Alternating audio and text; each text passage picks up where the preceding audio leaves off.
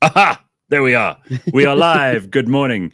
Don't worry. We've killed the rat. There was a rat. It was? Yes. Oh, you missed out on the rat. Leanne ran in here at like 6:02. She's like, oh, the traffic, the homeless people, the beggars, the robots, the hijackers. You'd think she had the biggest adventure in the world just getting here this morning. So, are you all right? It was like an obstacle course. Are you all right? I'm okay. I'll manage. Now that there's lights. There are no lights on the road. Yeah, well, that's because of ESCOM. We can't afford to have lights on. What do you think this is? America? Do you think the GNU is going to help? I don't know. I don't want to talk politics first thing on a Monday. How are you? What's news? Oh, gosh. Well, not to bring more doom and gloom. But great. Oh, lovely. People come here to feel better about themselves. Don't worry, everybody. Leanne's just got to get this really negative shit off her chest immediately. What? No, well, I mean, the thing is, you will feel better about yourself because you'll hear my situation and you'll be like, oh, well. Give us a bit of Schadenfreude. Yeah, a bit of Schadenfreude. I've spent most of the last weekend and the last week at Mill Park Hospital. Oh, no. You? Not for myself. Oh. This time. I was going to say there can't be a part of your body that hasn't gone wrong at this point. I know all of the units, and this time you've been to the cardio, the orthopedic, the neuro, dermatological, the neuro, the emergency room. It's just one. What happened? Oh gosh! So my dad is not well at all. He's seriously critically ill, and oh my God, with what? Heart failure. Oh God, that's not good. So today he's getting the next best thing to a heart transplant. Yeah. Which is called an LVAD, which is a left ventricular assistance device. Oh.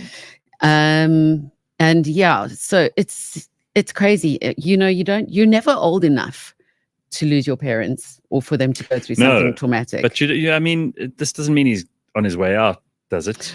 If he doesn't have the transplant in the next few days, his kidneys are already failing. Oh yeah.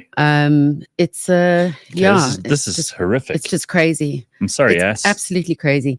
So there's been a lot of that, but then also, it's a time when the family comes together. You start thinking about, how you want to move forward, tidying up estates. Oh yeah. Yeah, Carl says, I'm so sorry, Leanne. That's terrible to hear. Whites being back in government really affected your dad. Goodness me. Shame. No, he was already on his way out way before that. But yeah, we just keep positivity. Medicine is amazing. It is amazing. These devices. So they're machines that live outside your body but are wired inside. And you walk around basically with a sling with it on you for the rest of your life. And these things are changing people's lives. It's pretty new technology. Listen, I've heard of miracles where people get like an extra 20, 30 years they didn't think they were going to have. No, it's just crazy. It's so new here that the doctors here have only ever fitted, the surgeons, cardiothoracic surgeons, have only ever fitted the LVAD, which is the left. No one here has done the RVAD, which is the right. So they're going to see what the case is with my dad, but they may very well they're fitting something temporary today. They may very well have to have someone fly in from Europe to assist with the procedure. So this is like hot off the press technology, medicine. It's really amazing. I haven't thought about the anatomy of the heart for a very, very long time, but if it's the right ventricle, that is the one that takes the blood through the lungs. Yeah. So that, puts the blood from where oh God. The heart was always a confusing one in anatomy. There are 4 chambers. Yes. 2 atria and 2 ventricles. The left ventricle is the biggest one. That pumps blood through the aorta, which there's an ascending and a descending aorta, and that pumps the blood all the way through the body. But then the right ventricle, as I remember, pumps it through the pulmonary artery, which gives it oxygen.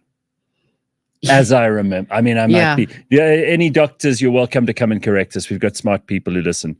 Absolutely. So listen, your dad has been a cyclist. Yes. Yeah. Many That's where it starts. world champs. I'm telling you, I said to him, I have no Dad, proof, but I know deep down inside it's the cycling. I said to him, if you just look at me and how I'm still going strong. You don't get on a bicycle. No way. Not for that thing anything. will disappear into the abyss. The Hell seat. no. Yeah. My 91-year-old granddad got a pacemaker, and now he's talking about living past 100, says Bitcoin. But you don't sound so excited about that. Deirdre says, my dad has Parkinson's. He had an implant in his brain to pause some of the progressive symptoms. Jeez. It's like radical. It's amazing. Well, that is very good news, Deirdre. But it is phenomenal what we can do now. Yeah. It's crazy. We just have such clever people doing such clever things. And, whenever I'm feeling a bit down about humanity, which happens quite often, because if you go on social media or whatever, you think, wow, people are so dumb. Even you watch network television, you think people are so dumb. And then you hear about these brilliant people in these very specialized areas. You think, damn, humans are just spectacular overachievers in some ways. Absolutely. So I hope you'll be all right. Thank you. When there's a case as difficult as his, it's amazing how it rallies the specialists around, and they're all talking with each other and debating. It's new. You can see, I was sitting with the one cardiothoracic surgeon yesterday, and he was administering medicine which would work immediately to push my dad's blood pressure up. And he's watching the screens, and he's holding the bag, and he's administering, and he's watching the patient, and his mind, you can see, is like a computer. He's just taking it all in. It's unbelievable. Yeah. That's spectacular.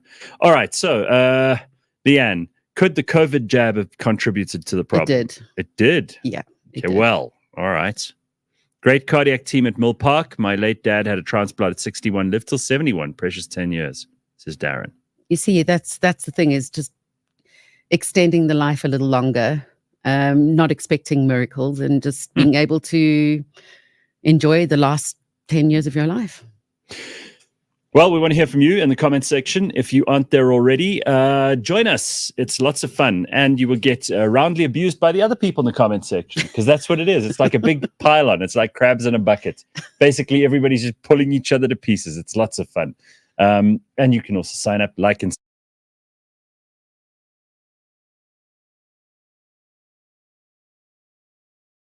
we encourage it. So we like that. Climb in. Yeah, climb in. Pull each other to pieces. It's all good. I'm joking. There are some very nice people there too. I hope you had a good weekend besides all of that stuff. I hope everybody did. And keeping warm seems to be on everyone's agenda for this weekend, right? Just basically that. I managed to get very little done. I actually had plans for Saturday. I was going to go and join Ben after the rugby on Saturday. The rugby. Well, there are two rugby sessions, of course. There was the Springbok game, which worked out really well for us. Then there was the Buller game, which didn't go so well. But well done to Glasgow. And you know what? I watched them both, but from home. I didn't go anywhere. And then I thought about it after the game. I'm like, I could go and join Ben. It's hard to get him out of the house. He's a real old man, right? But I was the old man on Saturday. And I was kind of proud of myself. I was like, I'm not going anywhere. I sent Ben a message, said, nah, not going to do it. Not going to hang around drunk people. Not going to be in that whole post-rugby buzz. Just not for me. So I decided to just stay at home and be boring. And you know what? I like it. I like it so much that I think I might like it too much. It might be my default setting going forward. Who knows? Do it again so that you can like it even more. I was in a Checkers, and we do know what their marketing is like at the moment. It's very, very heavy and strong. Yes. And they had done a whole they had done a whole day for the rugby, and I'd forgotten about the fact that might happen, and I did some grocery shopping in the morning. Oh. My goodness me, was that place alight with people with like running around with boom boxes and painted faces and singing and dancing. And I was kind of like that grumpy old lady who just wanted to get through the queue. Well, so it takes all kinds. Don't worry. Don't feel bad. I did find this. Talk about feeling bad. you know who I feel sorry for? And I shared this on Instagram, but it's worth playing on the show today. Oh, Ben Affleck. Oh, now I know I know he and J-Lo are getting divorced. I mean, it's her like 8th marriage or whatever. She's up there in the Liz Taylor stakes at the moment. She's got that many, right? She's the world's most unlovable person. Because if you get divorced that many times, that's not, or it can't be all those guys that are wrong, or all those girls if you're the guys getting divorced 8 times. It's you. So here, I just want you to just try and imagine what had been going on in the car to create this kind of reaction. The first thing you'll see in this clip is J-Lo getting out of the car and rearranging her dress. And you will see Ben Affleck project himself out of the car, launch right past J-Lo, past people, with a face that looks like a smacked ass. And he walks with like anger written all over his face, just out of the screen. Like you'll see, just passes out screen right. And I just looked at this guy's face and thought, wow, whatever he was going through, it doesn't matter how hot J-Lo is, and she is. You'd have to be a masochist of the worst kind to put up with that woman for 5 minutes. Just take a look at this guy's face.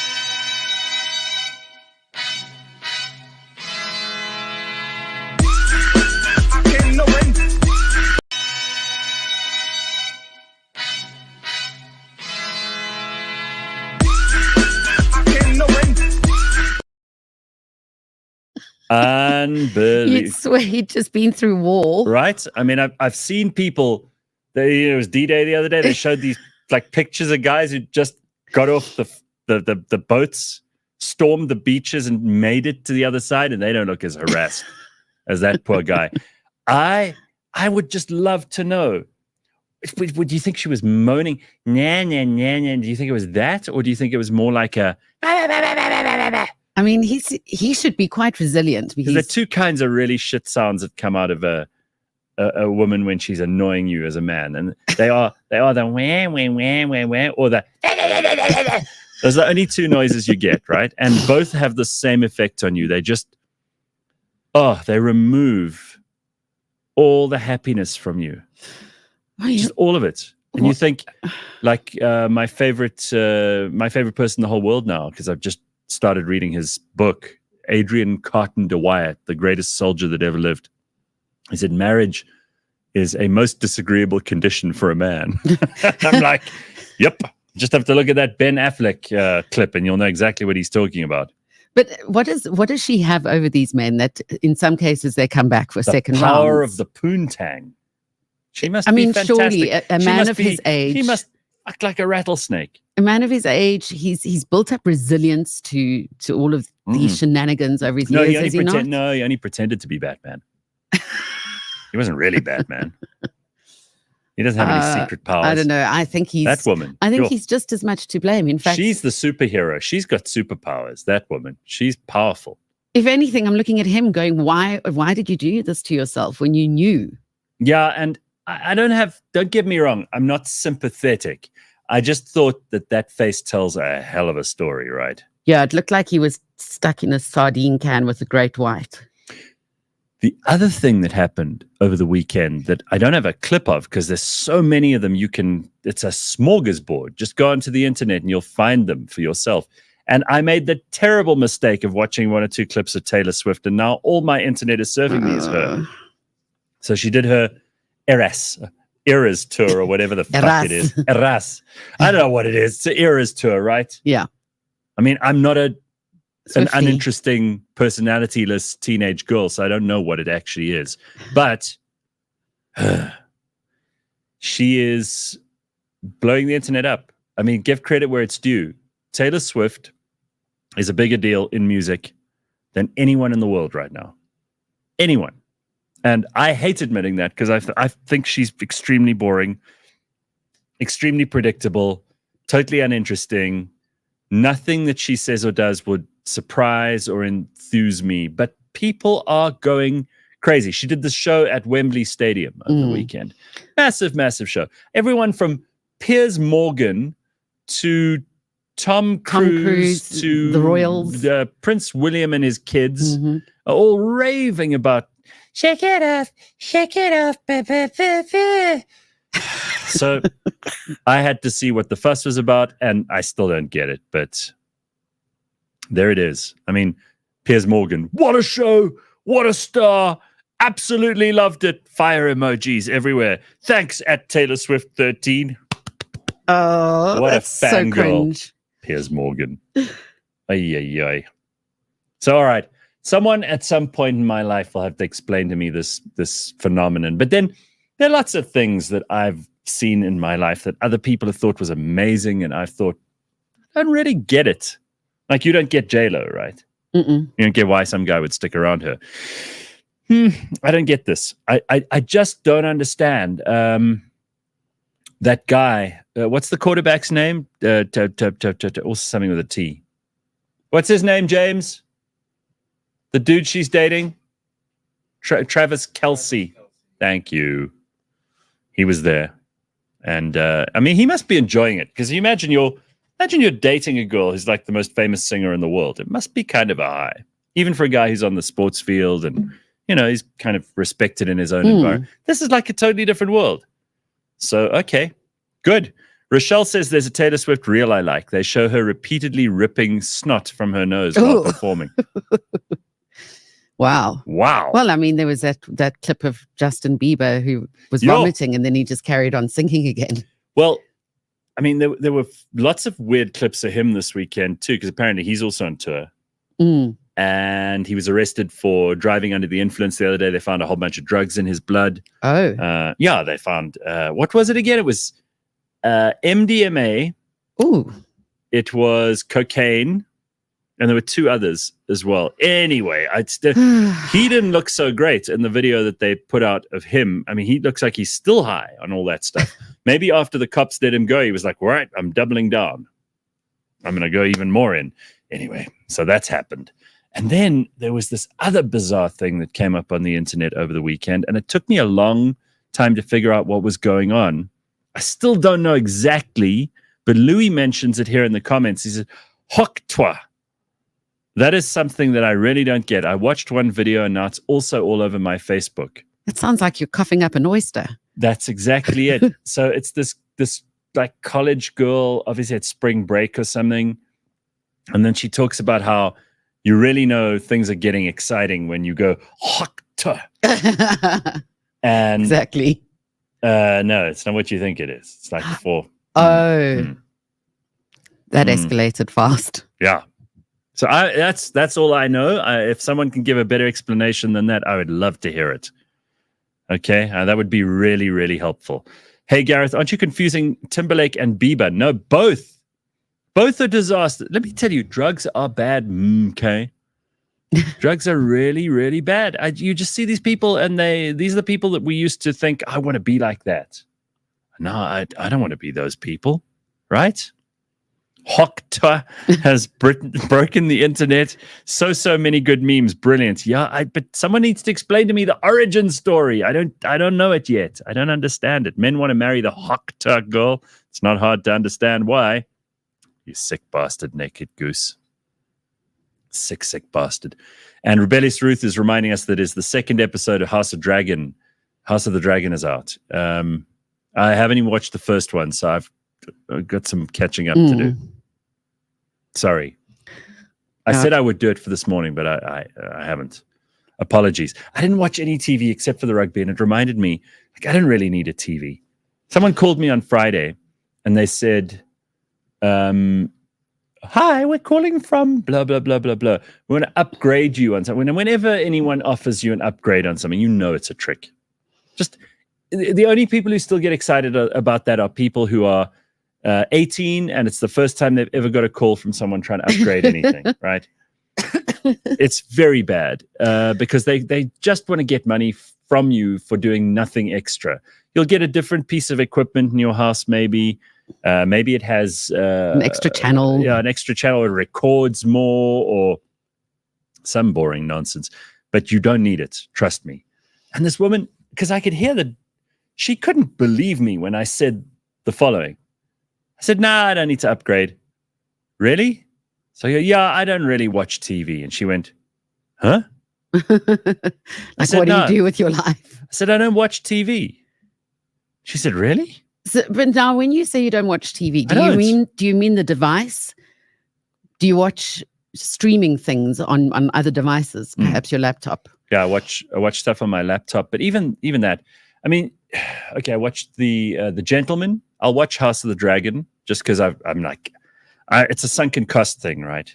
Gentleman was great, and I watched Bridgerton as well. I knew you would like a Bridgerton. I'm not going to go with a Bridgerton. It'll irritate me too much that it's not historically accurate, so I'm going to stay away from it. But other than that, I don't really need to see a lot of TV. Frankly, I get plenty from my phone and from my laptop, and there's enough stuff on the internet to entertain and amuse you.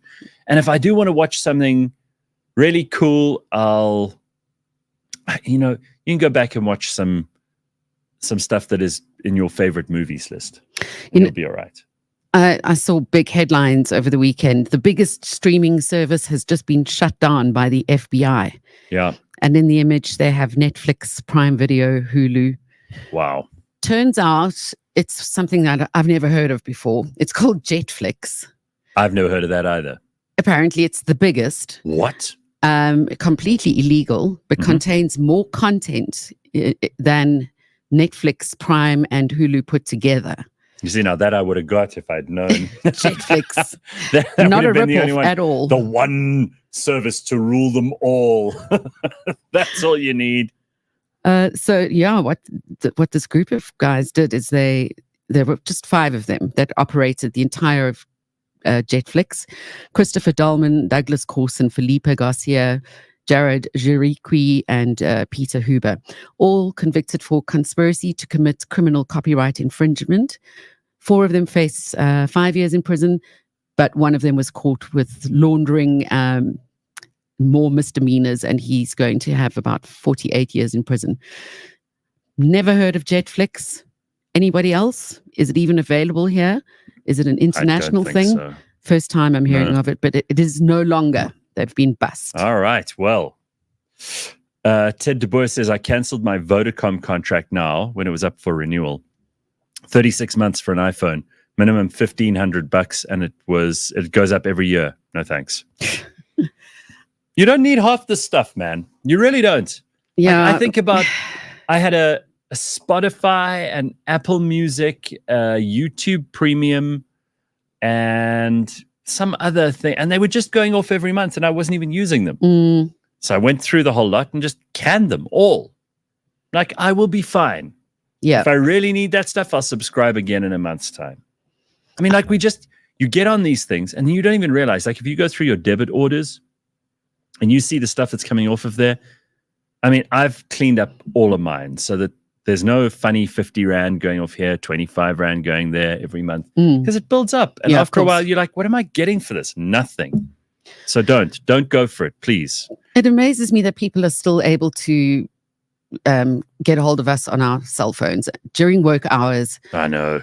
Asking us to, if we have 10 minutes to talk. It drives me insane. I had funeral insurance phoning me the whole of last week. I'm going to start a service where if people phone you and you don't know them, they have to pay you per minute that they. No, seriously. Like, you know how you, if you want to, like, because it was supposedly we've got, what do they call it, RICO or FICO or whatever it is in this country? Yes. And the Protection of Personal Information Act. But we all know that these databases are completely available to everybody, and they harass you, whether it's political parties, people trying to sell you insurance, lawyers, debt relief people, whatever it might be. They're all calling you up all the time. Now, I think that's fine, but you should get the money. That way, if you really want to make, like, let's say it's, 20 Rand for 10 minutes, and you really need 20 Rand, you'll talk to the asshole for 10 minutes. Right? It should be like that. But you're completely right. Oh, I'm awake now. Oh, is that your alarm again? Sorry, everybody. Gosh. Leanne only wakes up at 6:30, but now that she's with us, we can carry on with the show. And why did we even bother with this Protection of Personal Information Act when it hasn't helped? Like, you can get calls from people you don't know that don't know you, that got your number off a database. I heard a clever thing. Someone said the other day that when you when you fill in anything, a form on the internet, or you sign in at some complex or whatever, you should put a fake email address, but use a specific email address that you'll remember with that place. So, Gareth at the blah, blah, blah estate.com. And then when they phone you, you say, have you got my email address? And then if they read it to you, you'll find out who sold your, and then you nail those people. You phone them up and you say, right, I'm handing you over for breaking the protection of, a lot of people go, so go ahead, do it. But it's worth doing. Like, make them a little bit afraid. Yeah, if enough people do it. You say to them, who you think you are selling my stuff? Summon a bitch. Huh? What are you doing? It's a way to actually get information, says Rebellious Ruth. And also, by the way, if POPIA, if the Protection of Personal Information Act is really a thing, and FICAing and RICAing and all these documents that we have to fill in all the time, every time you do anything, they want all of these documents, right? If that's meant to protect us, how come the people who are trying to get our money and do bad things are the ones who get it? How come those are the people who benefit from this stuff? I don't understand it all. They're not protecting you. Bitch, please. So desperate. Right? So desperate for sales. Exactly. Gen Z don't take phone calls. Well, that's the smartest thing Gen Z does. Out of all the things, that is the one thing I'll applaud them for. Carl says, if I know Leanne, that's either a pill reminder or a reminder to move her leg so her hip doesn't seize up. Yeah, I'm due for the other hip soon. This is the only subscription, by the way, that we will not be raising the prices on and scurrilously sharing your information without your knowledge. Okay, just before we get to James and some sport, Boiled Prawn Shack says, isn't Mighty Jamie a thing on here, these streets? Talk about a racist con artist. Listen, I have to tell you, like, it appears to me that Mighty Jamie is being paid. I mean, he's just completely... I used to have him on the show every now and then. We used to talk to him about politics. We even had him in a few events this year. I don't want anything to do with him anymore. I read his stuff, and it's like he's almost like a bot at the moment. So I don't know what's going on there. I have no desire to find out, to sit down with the man and ask him. But if his words online are anything to go by, we've lost Mighty Jamie. So there he is, finally gone to the dark side. What do you got for us in the sport, James? So, are you looking so suspicious this morning? I was just listening intently. At what? To what? To what you were saying. Oh, okay. That's all. All right. Well, what do you got for us in sport? Don't listen too intently. Get into the sport. There's quite a lot of sport that happened this past weekend that's still actually happening. The Proteas are currently playing against the West Indies in the T20 World Cup. They currently need 30 runs from 32 balls to win that game. So here's to hoping in the next half an hour. Please, we've been down this road with the Proteas before. We have, but you saw with your own two eyes on Saturday how the On the Bounce group chat was electrified after the England game. I don't know if I should be on that group. I don't think you should. I got a lot of WhatsApp groups. I don't need to be on the group where they're talking about sports stuff. I felt like I was in a different universe for a second there. You got Sandile, feel a bit like Joe Biden for a moment. Sandile and Marvin and James and Ben, and they're all talking about cricket. And I'm like, okay, this is not something I need. I get enough just from the 5 minutes of you giving us like results on a Monday. And that's more than enough. Yeah. Okay, but this is, of course, brought to you by Super Bets, and there were a couple of bets placed over the weekend. So we'll get into the results that might have won you some money. Huh, James? Hopefully, if you listened to Ben or Sandile, you would have won a little bit of money here and there. Good. So, yeah, that's the cricket for now. For the rugby, this is where you may have won some money. I watched this. I didn't just win. I watched. Oh, you did? Nice. Yes, Springbok game and the Blue Bulls game. So Ben's call was for South Africa to beat Wales first half and full time. He was right by a lot. South Africa beat Wales 41-13 in the first test match of the year for them. And then on the other side of the rugby, Ben predicted halftime Bulls to win, full-time Bulls to win against Glasgow in that URC final. Unfortunately, the Bulls only did it halfway. They were up at halftime, and they lost in the second half to Glasgow Warriors. Glasgow Warriors, your champions for the URC this year. In the world of football, Gareth, Yes. remember when I said my life didn't have meaning? Yes. My life it's been bothering me ever since. My life has so much meaning now. Tell me. I didn't realize how much football there was going to be with the Euros going on. There's been football all over. I'm football before currently. It's great. We love this. Group A wrapped up last night in the football. That's Germany, Switzerland, Hungary, and Scotland. That's exactly how that group ended. Germany and Switzerland, those two teams going through. Then Portugal also played this weekend against Turkey. Fun fact, interesting times. During that game, Portugal won 3-0. A fan ran onto the field to take a photo with Cristiano Ronaldo. And everyone thought, this is great. Fans, Ronaldo even stopped the game. He posed with him. Oh, wow. Great, right? It's not great. In that game, there were 5 different people that ran onto the field just to try and interact with Cristiano Ronaldo. Yeah, guys, there's a reason that they put up the fences and they don't allow you on the field because you're there to watch the game. But, it's like these Just Stop Oil people. You seen them? They were at the golf over the weekend. Ben sent me a video of like these Just Stop Oil assholes. And they walk onto the green while the guy's trying to putt. And then the police or the security guys come and they take them away. And as they're taking this one Just Stop Oil man-child away, he like kicks over a like flower arrangement or something. He thinks he's such a rebel. We need more violence in the world. We need some actual violence. Like someone needs to deck these people. Blood nose, serious concussion, maybe even potentially mini stroke. Due to blood loss, clots on the brain. That's what we need. It needs to become expensive to get attention on camera again. It needs to be a very, very high-risk activity. High-risk activity, correct. Thank you. Thank you. Then we will be back in the world of sensible stuff. But okay, that's all happening. It's got nothing to do with the sport, but it is happening. Sad that it's happening. So yeah, that happened. They weren't the Just Stop Oil people. That's at least a good thing. They were just football fans, and they wanted a picture with the best footballer to ever do it. There's more Euros this week, obviously, every single day. Monday tonight, Italy take on Croatia at 8, and Spain take on Albania. That will wrap up Group B of the Euros. Then the rest of the week, Tuesday, France up against Poland. The Netherlands take on Austria, and England take on Slovenia in that game.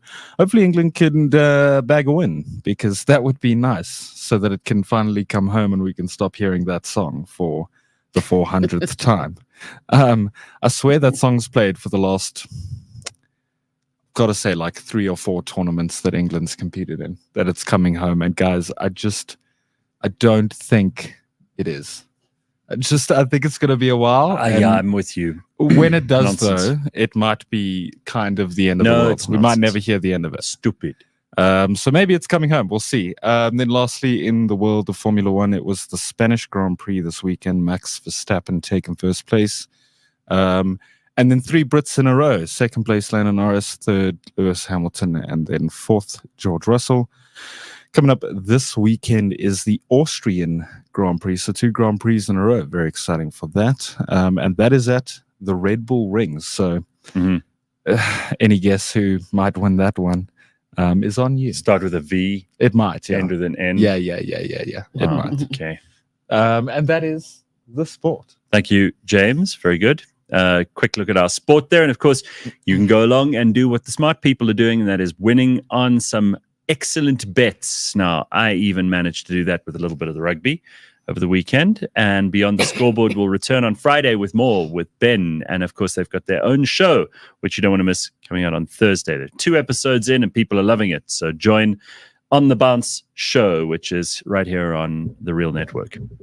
And of course, all of this is brought to you by Superbets. Superbets supports responsible gambling. Strictly under 18s, winners know when to stop. The South African Responsible Gambling Foundation's toll-free counseling hotline, 0800 006 008. Thank you, James. Thank you, guys. Very nice. Okay, couple of things. First of all, I said we weren't going to do too much political politicking, politics, whatever it is this morning. I see that the government of national unity keeps growing, and we really are bringing in rats and mice now. It's enough to have ANC, DA, IFP. Maybe you can convince me that it's worth having Gayton in there with the PA, the Patriotic Alliance. Cool. They did get, 9 seats or whatever. Yeah. Let them have it. Even the Freedom Front Plus. Cool. They got like more than 5. But anything smaller than that, waste of time. You do not need to include Patricia DeLille and Good. There are like 10 people in the country who even voted for her. You do not need to include the PAC. I don't think they even got a vote. They don't have a seat. El Jama. Really? Do we need El Jama? Rise Mzonzi. Do we need them? Do we need to include them in the government of national unity? For what? Bantu Holomisa. For what? Now, we do have to have some kind of movement here. If you have all of these rats and mice in there, it's not going to move. And obviously the plan from the ANC side is if you include all of these cuck little parties, then you don't have to listen so much to the DA and the IFP. You know, because you could say, oh, well, you're all part of it. So suddenly Rise Mzansi gets to say things. I mean, who cares? I don't know. Who cares what really exactly. Songezo Zibi, this is a failed experiment. Nobody's interested. Just go back to just keep taking money from your dumb donors. That's all you can do. Yeah, there's that, and the other thing is do they not realize that they don't need to worry, because what the ANC will do is blame anything that goes wrong on the other parties. Yeah, exactly. So I also sent this to James this morning. It's the only bit of politics over the weekend that I did pay attention to. I see a lot of really, really angry people, particularly on the left in South Africa, who are very, very upset that the EFF and MK are not involved in the government of national unity, right? They also apparently, Twitter, X, suspended about 80,000 accounts for racism, most of them like EFF supporters. Oh, I see. What's interesting about that is this again proves that there is actually some racism, because, you know, you have to dig around and troll back like 12 years to find some racism. Yes, as the EFF have done. Huge demand, very little supply. But then, look, there is racism. It's just, unfortunately, it's anti-white racism. So it's not the kind they're looking for. Yeah. But I thought that was interesting and worthy of at least a comment this morning. Absolutely. Sure. We've got a very, very talented team of people here at The Real Network who are doing some awesome stuff with our new technology, our new equipment. So we did this thing where we made Amos, who's in the clip, we made him operate a coffee machine that didn't exist. Oh, yes. Basically, the coffee machine was someone standing there pouring fake coffee or real coffee, I don't know, but from a mug into another mug. But look at how cool we made this look. And this is the kind of stuff we're going to be doing commercially for all kinds of brands. And so take a look at this. This is the future of advertising, I think. One of the ways that advertising can go, and certainly technology will help us to do it much, much cheaper and much better than any of the ways that people are doing it now. Expensive, complicated set designs, all the rest of it. Look at this.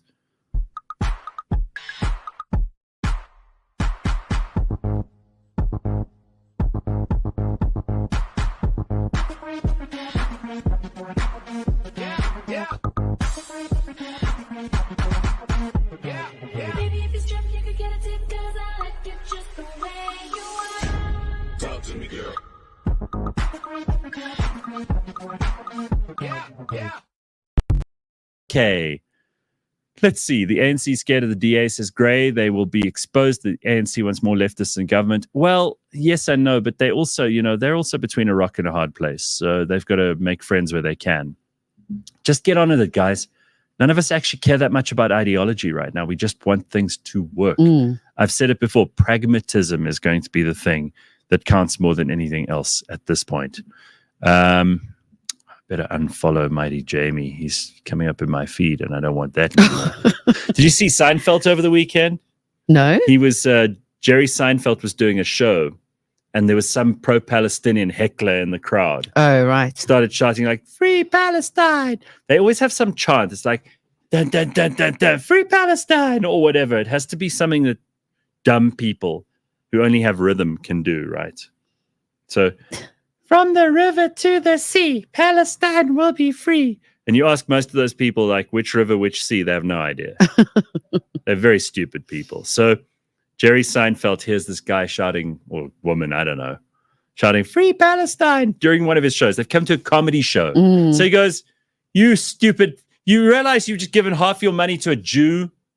He goes, "You've helped a Jew. This is, you got it all wrong. You don't know how to do this. Yeah. You're against your own position. He didn't say it, but I'll say it, moron.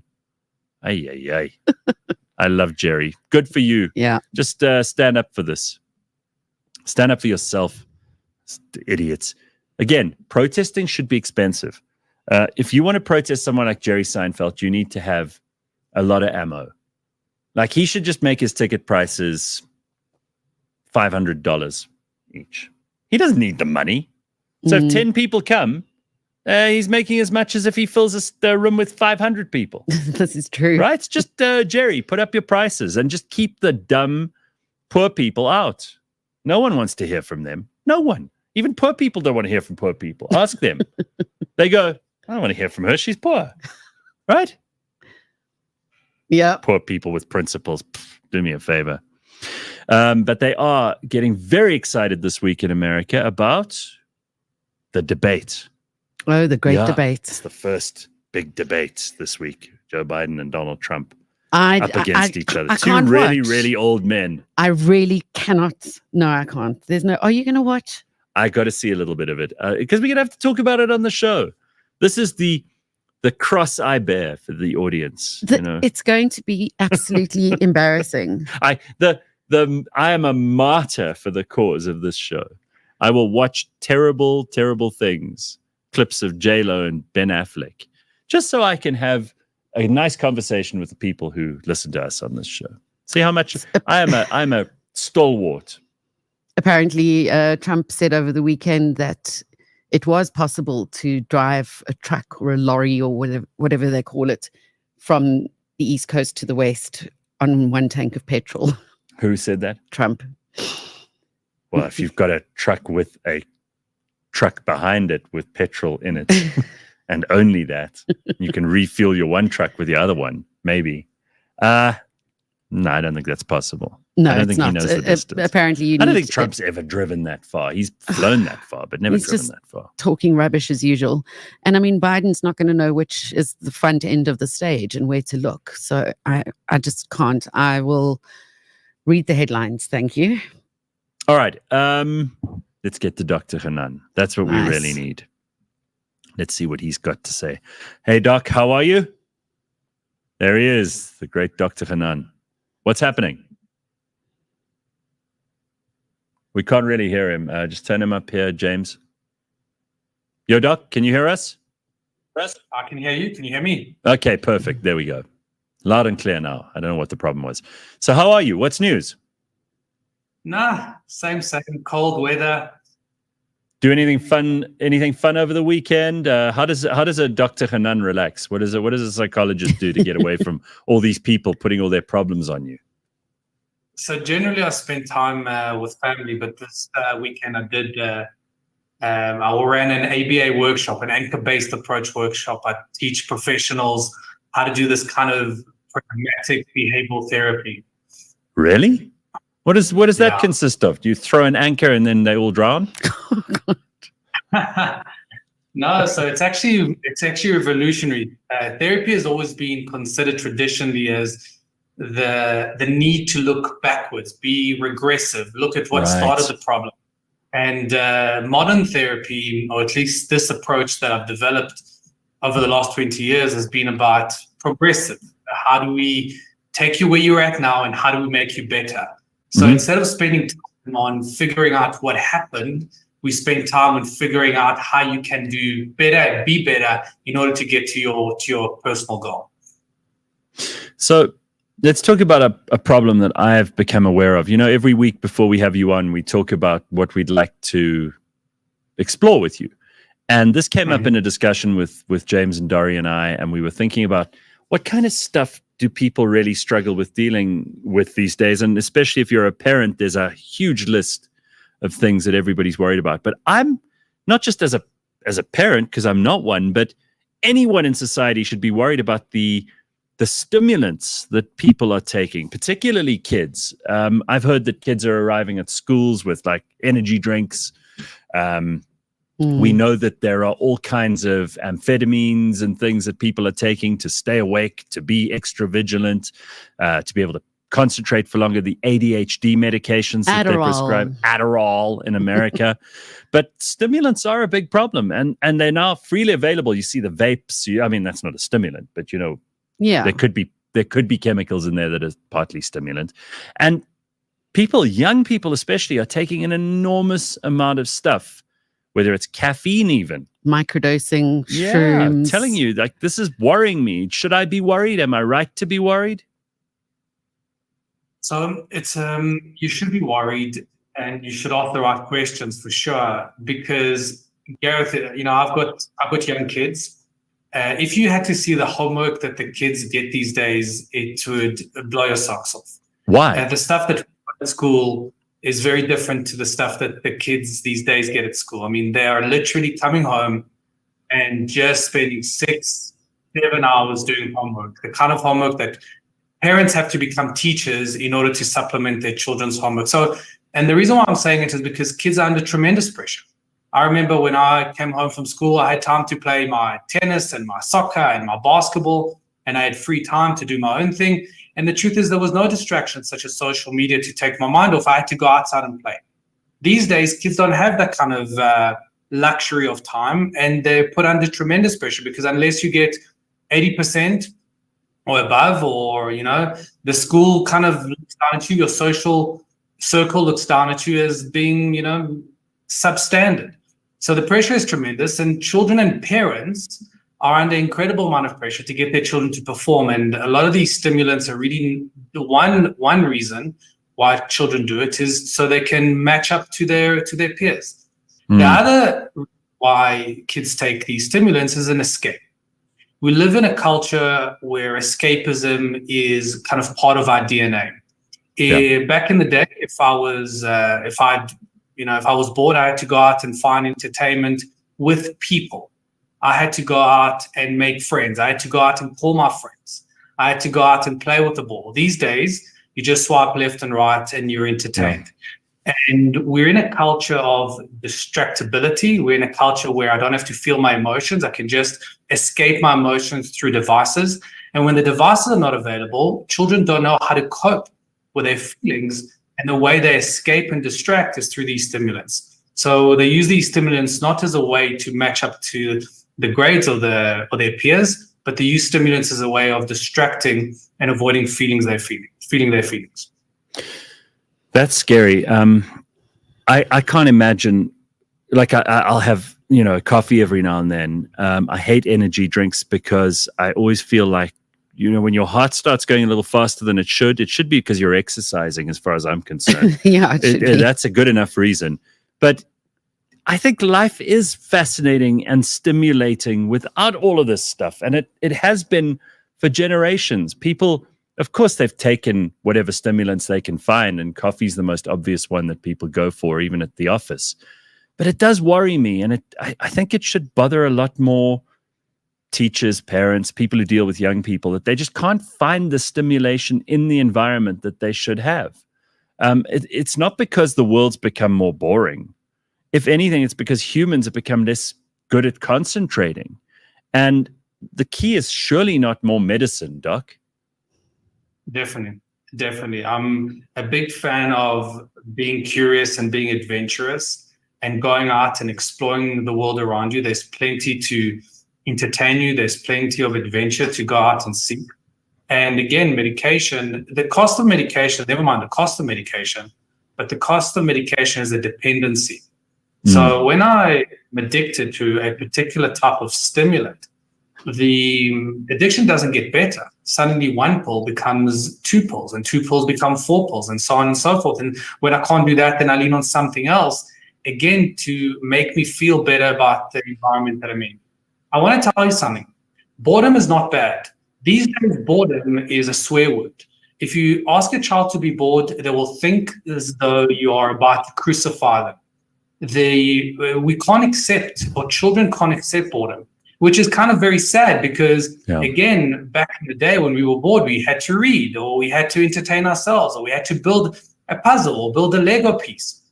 We had to entertain ourselves and get educated, get better, level up. And these days, boredom, children, again, go for the lowest hanging fruit. And I don't blame them because it's what's accessible. It's what's available. If we had that, perhaps we would lean on that too. So these days, you just have to turn on the screen and boom, you have endless amount of channels. Back in the day, Gareth, how many channels did you have growing up? I remember when I was 7 years old, I think there were like 3 channels or something. And, these days, give a child 3 channels and they have an epileptic fit. They don't know what to do with themselves. So the ability to distract and the ability to look for external stimulus as opposed to being okay with sitting and being creative is a big problem. And that's why kids, especially parents, are okay with kids leaning on these stimulants. And by the way, parents need to learn to entertain or be with their kids as well. The reason why parents are okay for at least at some time allowing their kids to be on stimulants is because the parents can't stand entertaining their kids. Well, the parents are boring and the parents are bored. They're both those things. So if you're boring and bored, the parents are probably on stimulants as well. And doom scrolling. Yeah. So they know better than the kids. Yeah. No, for sure. For sure. I don't always blame the kids. As a matter of fact, the parents that educate this or advocate this are to blame as well. Learn to play with your kids. Learn to entertain your kids. Learn to be curious with your kids. Learn to go on adventures with your kids, as opposed to put your kids on medication that keeps them away from you, but at least entertain. Learn to be a parent, which for a lot of the time, that's really sound advice for parents. Okay.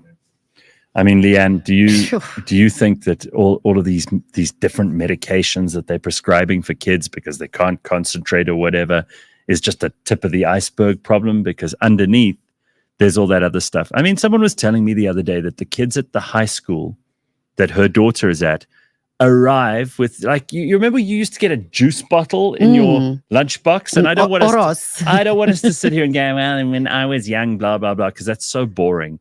But honestly, if you're sending your kid to school with a Monster Energy drink or a Red Bull or whatever, I mean, Doc, we know that these things, especially on a young brain, these things are they're like nitroglycerin. Yeah, no, it's a big problem. But again, think about how the culture has changed. I don't remember at school, I remember like the rebels maybe smoking in the corner. And once he's bust, that's the end of his school career. Yeah. These days, every second child is carrying something in their bag. I mean, search a child's bag. Every second child will have something that's illegal or illicit or not allowed. So the culture has changed. Parents are accepting it for the most part. Children, teachers, schools are kind of complicit to it. It's an issue for sure. All right, well, that's all we got time for this morning, but thank you, Doc. Always good to check in with Dr. Hanan. It makes us ready for the week on a Monday to have our own in-house psychologist ready to talk to us at the drop of a hat, just in case we're bored and need stimulants. Yeah, that's our stimulant for a Monday. I do not think that this is good. And really, people, they underestimate these energy drinks. But if you have that much caffeine, taurine, whatever the hell else it is that's coursing through your veins at the age of 12, I just don't see a good outcome in the long run. If you get used to that, because your body gets used to everything. That's the problem, is you don't learn to self-regulate. Growing up, you remember being bored and you'd have to solve that for yourself. You lose your ability to self-regulate. And that's so important in any situation. Correct. That's all we got time for in this hour. But coming up, we have a lot of time, happily, with George Mienie, who's popping by. Yes, Borge is back. Borge is back to spend some time with us on a Monday morning. We'll go through loads of other stuff that's in the news. I've got to show you what my dog got up to. She is dangerous. Oh, dear. In the dog box. Dangerous. No, not really. I'm kind of proud of her. We'll get to it in a little while. I mean, other people are proud of their kid for you got an A for maths. I'll tell you what my dog did. Oh We'll see. boy. It's all coming up next. IQ Matrix LED headlamps. Ooh, I like those. And they are brilliant because, first of all, I have astigmatism. So that means I don't get enough light into my retinas. So night driving for me can be a real headache. And if I didn't have those lights fitted, I would have had to take a shuttle. So what makes this special is that you can actually put your brights on, high beam full on, okay? And you're not going to dazzle a single person on the road because it illuminates what's going on around at the side of the road as well. Yeah. So if there's oncoming traffic approaching, it immediately dims some of those little LED lights. It disables some of them. Catch us every Monday at 9 a.m. on YouTube and on autotrader.co.za. Spain. I'm going to back Spain for what I did to you guys last time. I've got them as 2-1. A lot of people in the studio are very happy that I said that. And it's also because Italy's got a leaky defense. So I think Spain is going to run around them. And France, look, I'm backing that French attack for that 3-1. Okay, so if you are more adventurous than us, you can obviously bet on the Proteas. You can play in the Super 8 of the Cricket World Cup. We're not going to touch that business. Yeah.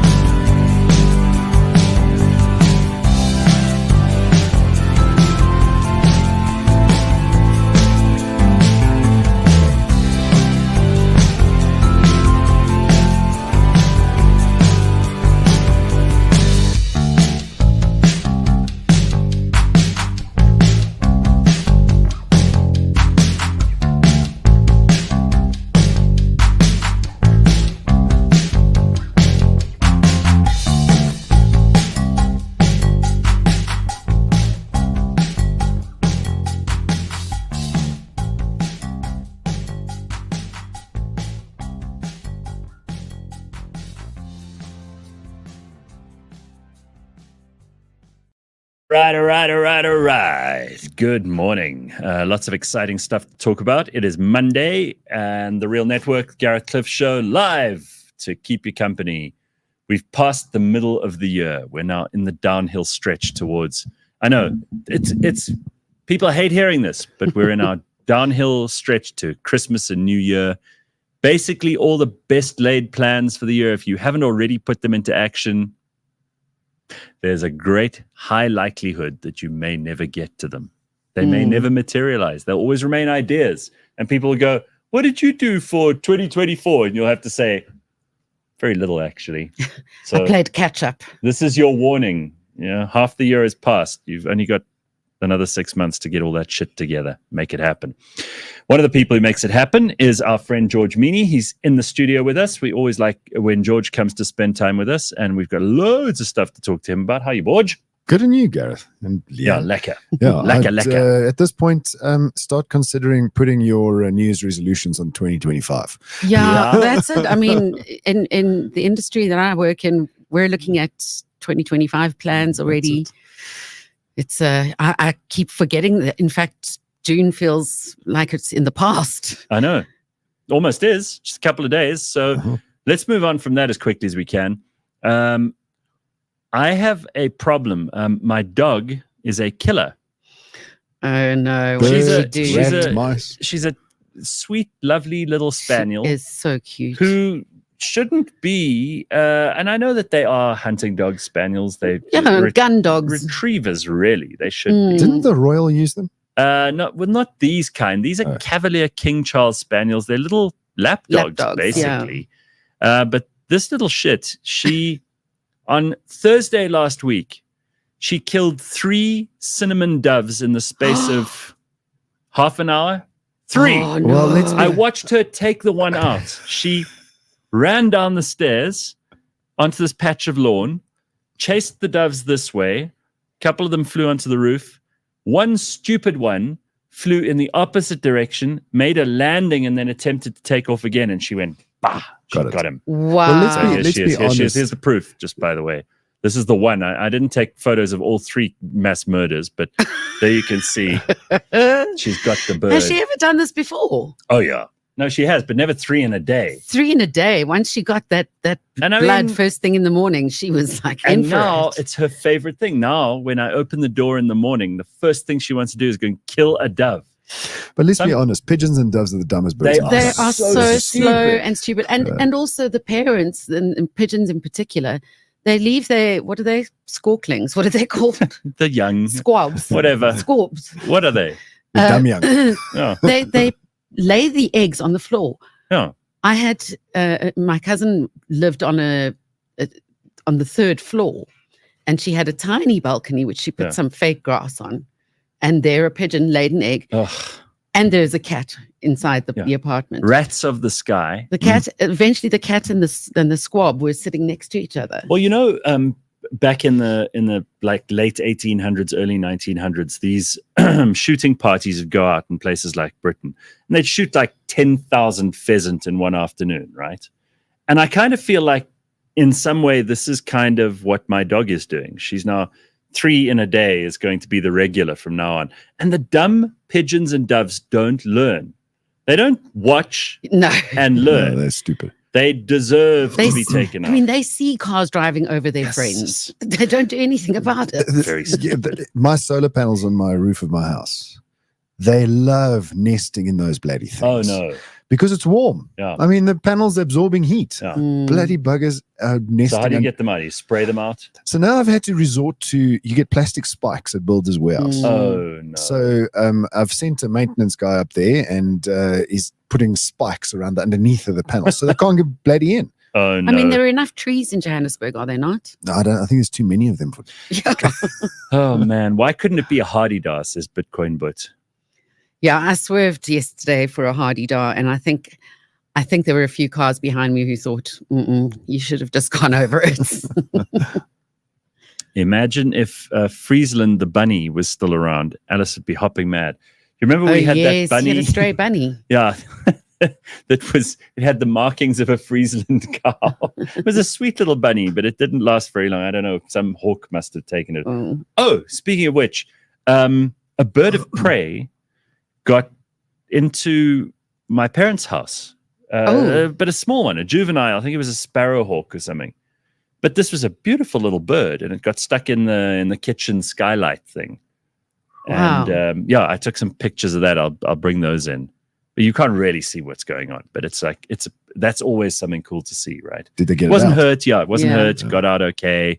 Everything's fine. It's little though, because it's still It's funny growing. how is it empathize or sympathize over a bird of prey? Yeah. But not over a pigeon. No, no, you can tell. Like this point, it proves my point over and over again. I have moved my opinion on very many things over the years. I've changed my opinion about the death penalty. I've changed my opinion about abortion. I've changed my opinion about taxes. All kinds of things have moved.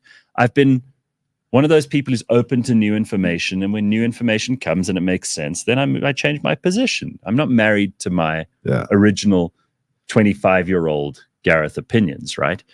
But the one thing I've always stayed pretty sure of is that nothing is about equality. I'm not an egalitarian at all.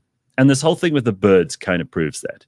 It's like we really care about, and we're excited about, and we're worried about the case of a little juvenile sparrowhawk, but no one gives a damn about the dumb doves.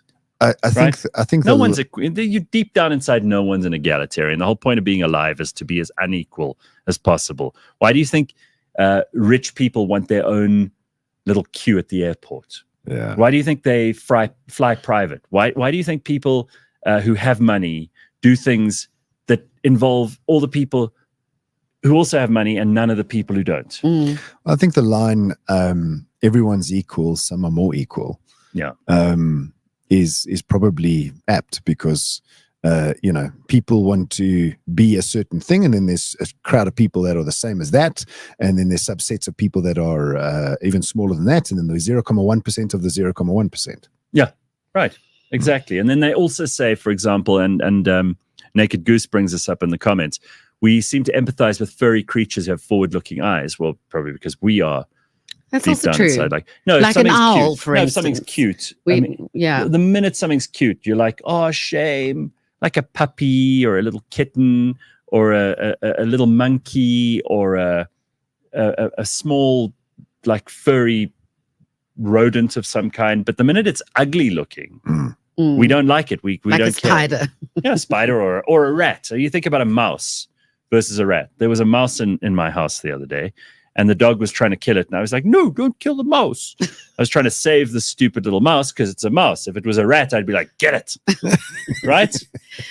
Yeah, we we are like that. For instance, there is an owl at the moment in our area, and every night people on the group, oh, can you hear the owl tonight? Meantime, we've got 4,000 pigeons and hardy-dars and all the rest of it. It's the way it is. Lemiro says Gareth identifies as a poodle, barky, barky, bitey, bitey. Someone adopt him and show him love. What are you, high? Where'd you get that from? Like, what are you on, Lemuro? I've never seen that person in the comments before. Obviously, it's someone who's just like they've wandered into our show on a drug high or something. Well, welcome. Stumbled in. Let's hope you stick around a while. So, Borge, what's happening with you? How are things? Very good, very good. Just been very, very busy as usual. I've been one conference after the other, waking up at 4:30 in the morning. The last 2 weeks, I've been able to do gym 6 times, which is terrible. No, that's bad. The worst is when you I shudder at the thoughts. when you get sick, it's the worst because then you can't. I just feel by the end of the week, if I've been really, really unable to get there or feeling sick or whatever, then I just feel so lazy. Like even yesterday, I had to go because otherwise I would have felt like the whole Sunday was just a write-off. And don't get me wrong, there's nothing bad about having a lazy day, but if you just do lazy 2 days in a row, that becomes too much. It's too much, right? Yeah. I had a good night's sleep last night, so because that's been the problem is trying to get enough sleep because you got so much to do. But last night I got a good night's sleep. I knew I was going to be here this morning. So are you quite good at just being able to get into bed and go straight to sleep? It depends. It depends on what I'm doing right before I go to bed. I find that if it's something that has been left hanging, my mind kind of spins on that for a while. It don't take long to fall asleep. I'll probably take longer to fall asleep, maybe 30 minutes as opposed to 10. Yeah, I always worry when I fall asleep too easily. I'm like, I know what's going to happen. I'm going to wake up at 3 a.m. That's usually what happens. And then I'm like, oh, God, now what? No, I just got to stay awake because there's no point in trying then. Yeah, 3 a.m. is a bad one because you stay awake. Might as well just get up. So apparently Rochelle says in Scotland, the seagulls are bad. They figured out automatic sliding doors and often steal stuff from shops. They do. They're very clever. They walk in, they literally choose their packet of crisps and walk out with it. Holy. Yeah. No, seagulls are very clever. But it's like those baboons in the Cape that we've spoken about before who can open car doors. That's it. You know, you imagine you park your car so you can go on a hike up Table Mountain and see the Fynbos. You get back and the baboons have ransacked your car. One of them sitting in the driving seat. I had that experience. Went down I went down to Champagne Castle down in the Drakensberg Mountains. And at that point, I was driving a Jeep Grand Cherokee, and the car was locked. Woke up the next morning, and there were handprints on the handles because they had tried. Wow. They knew every handle had a handprint on it. And then there were footprints and stuff on the roof that they'd been on the roof of the car. But it wasn't like this smudge all over the car. It was on the handles. They knew what they were doing. John says, I had 2 huskies. One killed my neighbor's ducks. They would come near the fence and she would grab the duck and pull it right through the diamond mesh. The other husky killed the neighbor's koi. Sure. Oh, yes. The neighbors that live next to John must love him. I received a knock on the door, and I lived in a complex at one stage, and it was this irate man who carried on walking towards me until eventually I had my back against the wall, and he was still shouting at me. Yeah. About the fact that he'd seen my cat, and my cat had destroyed all his koi. She was just in there, good soup, scooping out Caught these all his koi. I mean, come on. What occurs more naturally in this complex? Probably cats. Exactly. But you have to put those nets and things over if you're going to keep stupid things like koi. I don't like fish. I wouldn't want to keep fish is such a hard thing to keep. Yeah. They require so much maintenance. Expect if you've got a pond or something that some bird's going to come and take out a couple of the fish, right? So it's a fish. It doesn't know what it's. Fish are stupid as hell. You talk about the inequality, right? Like even doves are cleverer than fish. Fish are the lowest of the low. They're very stupid. There's always something dumber. Apparently, the baboons at Champagne Castle sit on the pool lounges. I love that. Love it. Carl says, sometimes I lock my wife out. She's now figured out how to put the garage on manual. She's so clever. All right. You do have dogs, though. No, I don't. I've had dogs my entire life. I don't have dogs right now. I actually had 2 Pomeranians. It was the last set of dogs I had, and they're now with my mom. Oh, yeah. My dad passed on, and these dogs have now become my mom's they're the companions. Right. One is a teacup. That's tiny, right? When she was born, she could fit in the palm of your hand, and she hasn't grown much bigger. She's little. But those dogs, you don't really know which way they're facing. They're just like 2 balls of puff. And they also can turn around really quickly, so you just never know. They do circles you and might bark. be calling its arsehole cute, and you don't even know. All right, I've got to talk about this quickly. How millennials and Gen Zs spend their money in South Africa. You want to guess? Millennials and Gen Zs. Yeah. Okay. Data. Streaming services. Music. Of course, we're generalizing here. Don't get all upset if you're a millennial or a Gen Z. Just remind me, millennial, Gen Z, what year was that? So Gen Z is let me just Gen Z have entered the workplace, basically. So you're talking Gen Z are born between 12 and 27 years old. So they're between 12 and 27 years old now.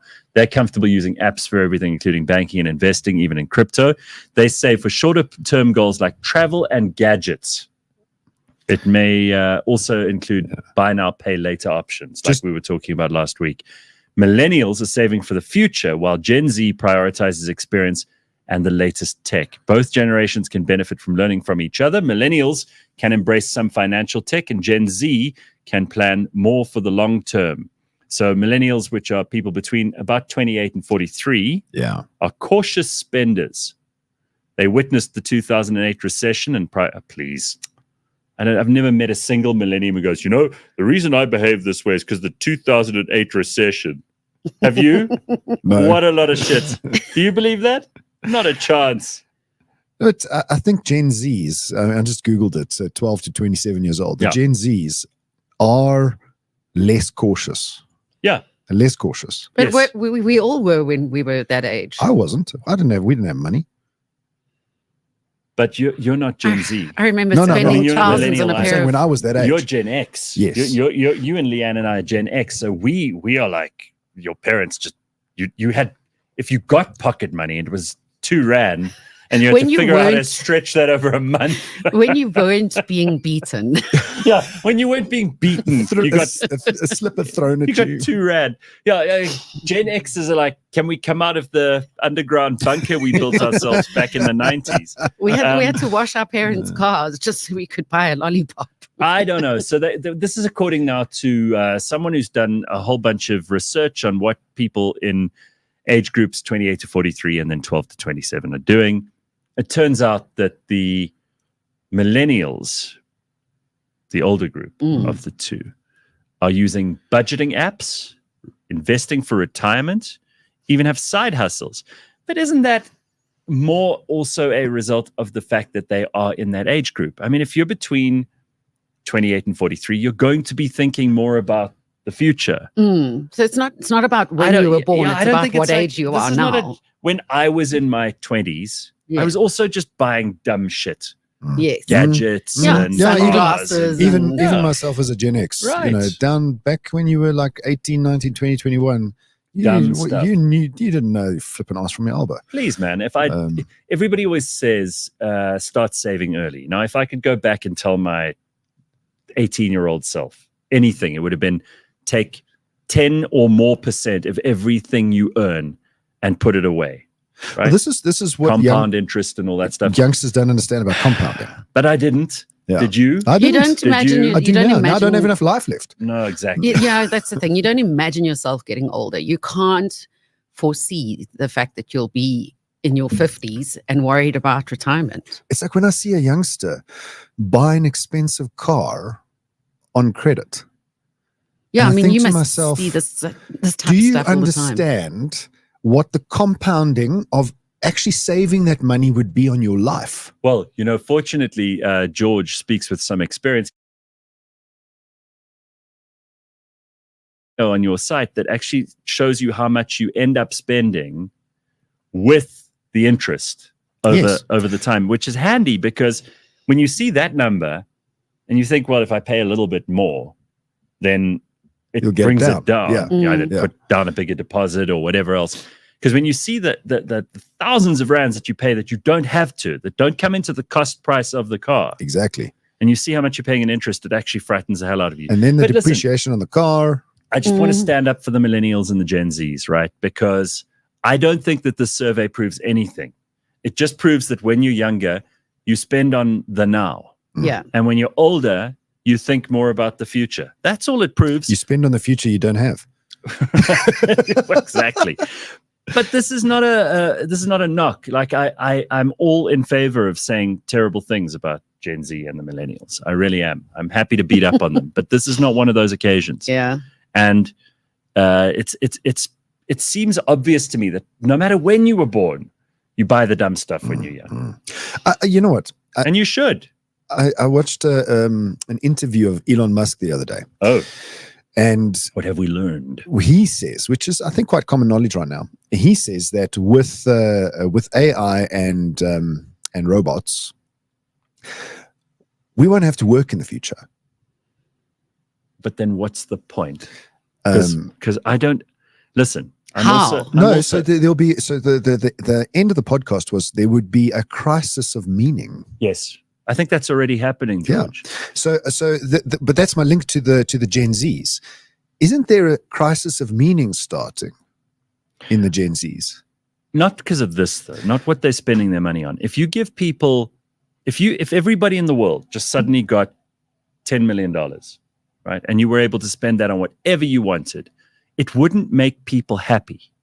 That's an absolute fact because money doesn't cause happiness. Many people would just go and buy really, really dangerous things, things that were obviously not good for them. We know this because they've proven this with lotto winners and people like that. They win these huge amounts of money, doesn't make them happy. In fact, they end up almost every time exactly where they were before they won. Well, money just enhances who you really are. Yeah. That's all it does. Correct. So if you're a happy person to begin with, money will make you happier. Correct. But this crisis of meaning is already going on. I think we're seeing it not because of the spending, but because people don't have enough to do. And this comes into stimulation, which we were talking about with Dr. Hanan earlier.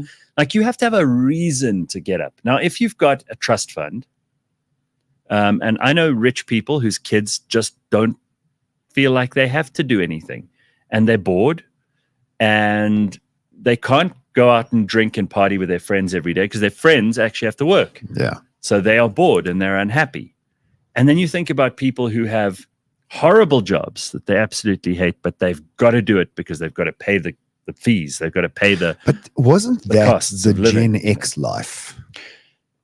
Where, you worked mainly because you had to, and it was some kind of thing your parents taught you. You've It got to was get a ins- house. it was to instilled by You've the got to get a boomers, job. yes. All that stuff. Whereas now, I think the Gen Zs are at a place where they don't want to work for a boss. They want to be free. They want to do their own thing. And they don't really want to be in the traditional structure of the world. Yeah. Monica says, my employees are 27 and 29, multimillionaires and unhappy and bored. You employ 2 multimillionaires? That's very impressive. Oh. What do you do, Monica? If you want a reason to live, start a business. You won't have time to worry about boredom, says Christian. That's about true. right. But if you want to be poor, start a business. remember, it's not so much. It's not so much boredom, though, George. It's more meaning, which is a whole different thing. I do want to go to this, which is the reason I brought all of this up in the first place. So, a new report, again, always with a pinch of salt, right? New report says that South Africans are more engaged and enthusiastic about their jobs compared to the global average. That's good news. At 29%, and I'll get to exactly what that 29% represents in a moment, South Africa beats the worldwide rate by 6%. This might be due to strong labor rights in the country. Hardly. I doubt that. No one's going, yeah, the fact that I'm happy is because of strong labor rights.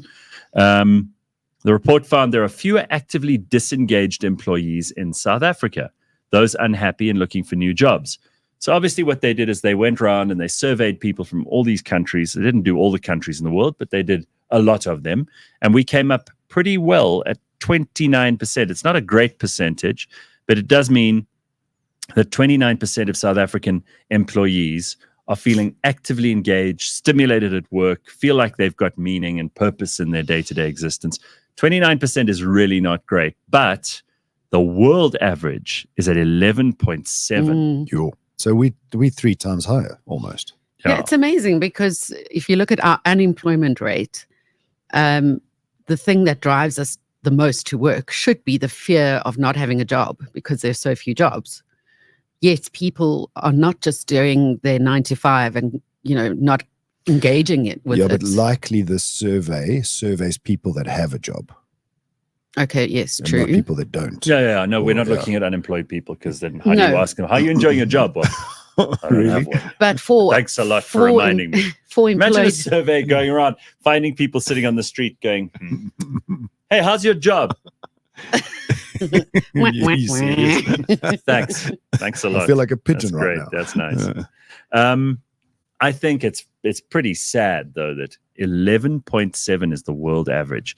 Like that means of the people who have jobs, and you say the fear, Leanne, but I think it's got to be more than that. Like you have to actually, if you're just doing your job because you're afraid of not having one and not being able to pay your bills, sure, that's like, well, maybe that's part of the 70%, the fear. right. It probably is. But that 11.7% that are actually actively enjoying their jobs, I mean, wow. Just at the moment, figure out of your day-to-day stuff that you do in your work, what percentage do you think you're happy about doing? I mean, if I just look at Auto Trader, and we do internal surveys all the time. Yeah. Because culture, my opinion about leadership is that culture is the sole sustainable competitive advantage of any business. Right. Because it's the only thing you can't copy. Everything Good else can point. be copied. Yeah. Your beautiful products can be copied. Everything can be copied. Your Sure. price point can be undercut. Everything. So the way people and how do you define that? The way people engage with each other and solve problems in the business. That's the real magic that happens in a company. And so we do these surveys all the time, and Auto Trader gets scores in the 90s.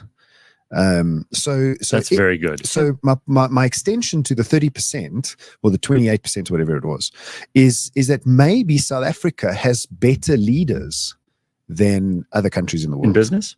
In business, yeah. but it's also, because why would the 11% exist? It's because you've got an arsehole for a boss. yeah, a lot of bosses. yeah, are it's assholes. amazing how one person can really make you hate your life. I mean, it's a fact that people leave their bosses, not their companies. Yeah, that's true. Mm. I think that's a very good point. I don't know. It's there are so many things. I mean, you know these ranking systems that companies are massively competitive about. You see, they they can't wait to tell everyone we're rated the 3rd best employer. Best in companies the to work for. Yeah, Do you know how much it costs to enter that? Well, I'm sure, because it's a bit of a scam, if you ask me. But it does count for the company, because people want to work for a company where they feel valued, and they want to work for a company where everybody else says this is a great company to work for. But they don't do it that way. They don't actually go around and survey the people in the company and go, isn't this the greatest company to work for? Because people are going to go, yeah, sure, if they know their boss is going to see the results. But if their boss isn't in the room and they know that their boss will never know what they really think, there's a reason it's called work. It's not fun. You wouldn't rather be doing that than chilling, having a holiday with your family.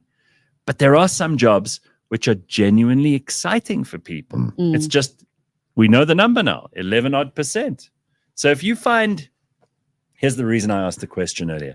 If you find that half of your job is giving you an enormous amount of happiness, if you actually love half your job, you are the luckiest person in the world. Yeah. You don't have to set your expectations that high. Half your halfway. job. Like if you get to 12 o'clock on every day of the week, and you're like, I've had a great day, then whatever comes after 12, just take it, because you're already doing better than everyone else. If you think about it that way, it's great, right? Yeah. Sure. Anyway, we got so much other stuff to talk about here too. I know that you've got a bunch of things on the agenda, George, but Leanne wants to tell us about Barcelona. It's going to ban all vacation rentals by 2028. Barcelona is one of those cities where you really get the feeling like they're ahead of the curve. They seem to be doing things that everybody else will only get to in 20, 30 years. And part of the reason for that is Barcelona is this very, very forward-thinking, technologically advanced, clean, successful, state-of-the-art place. It really is one of the best places to live, and always comes up in those surveys as one of the top 5 best cities in the world to live. You know, what is this vacation rental ban? What does it mean? Well, it means anything that is not a hotel. So in other words, you have an apartment in Barcelona and you rent it out to tourists. Why would they want to stop that? Because what makes a city great and what makes a city what it is the people that live there, right? Barcelona, hardly anyone is living there anymore. It's just filled with tourists, and it's become too expensive to buy an apartment in Barcelona because of this. So only super wealthy people are buying up these apartments and then just renting them out. The heart of Barcelona, the people, are all moving out because it's too expensive. And now, if you look at some of the tourist attractions, and I mean, I know the place well. I've been many times, and now I can't remember. Las Ramblas. Yes, Las Ramblas. Thank you, Las Ramblas. That's the famous avenue. Doesn't that it's change filled with tourists, not with. Yeah, that I can vouch for that as well. I've only been there like once. Camps Bay.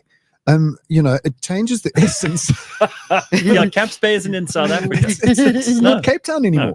It's just it changes the essence of the culture of the place. Yeah, I mean, it's no longer Barcelona.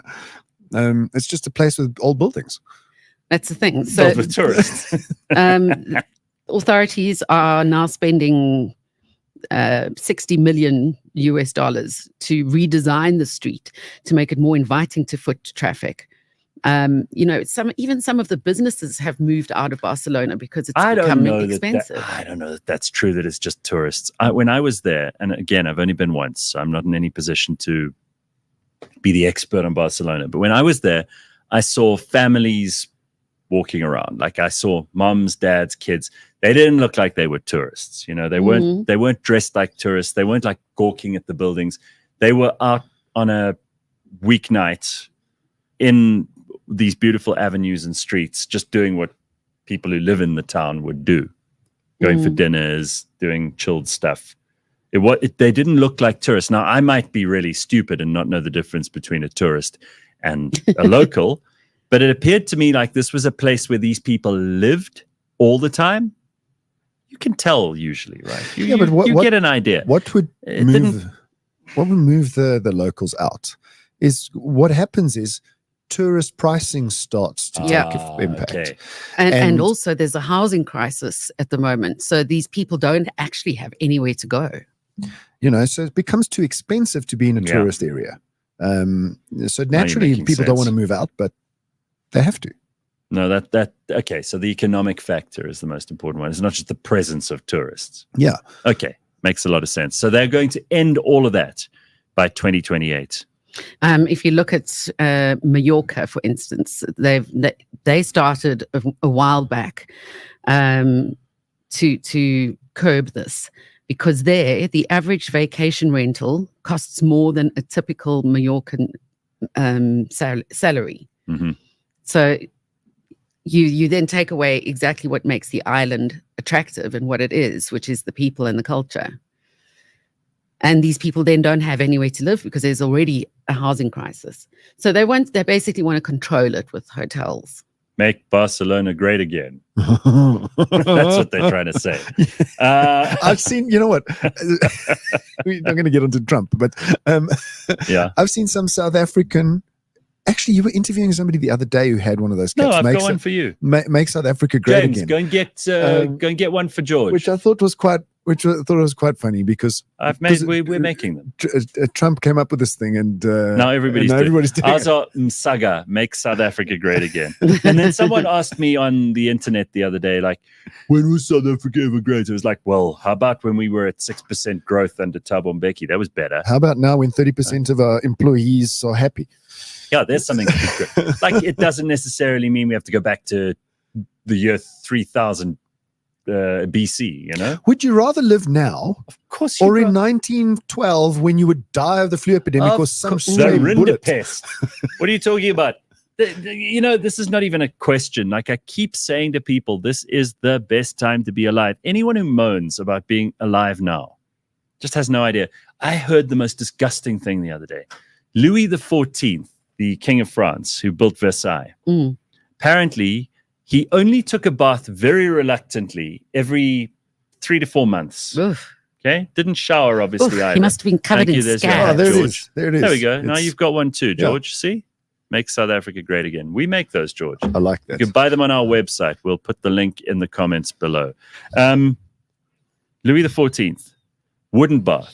When he did, it was very reluctant. He did change his underwear 3 times a day, and he got dressed in very fine clothes every day that were perfectly clean. And he wore big wigs that they were cleaned as well. Yeah. But he himself was filthy and smelly, and he would put on copious amounts of perfume in order to disguise that. But you can't. Like when someone takes a big shit in a bathroom and then they spray that Glade all over the place. Yeah, Then it's It just- doesn't. and now Then it's just pleasant smelling shit. Yeah, exactly. Yeah, it's like but it's peach still smelling shit. But you still smell I would hate Ugh. that. So this is the King of France who built this incredible palace and a lived thing of beauty. lived in absolute finery, right? I mean, he used to have like 12-course meals and just had the most extravagant, luxurious lifestyle you can imagine. He was the richest man probably in the world at that time, and yet he stank. Now, I would like some of the things that Louis XIV had. I'm absolutely sure that would be amazing, right?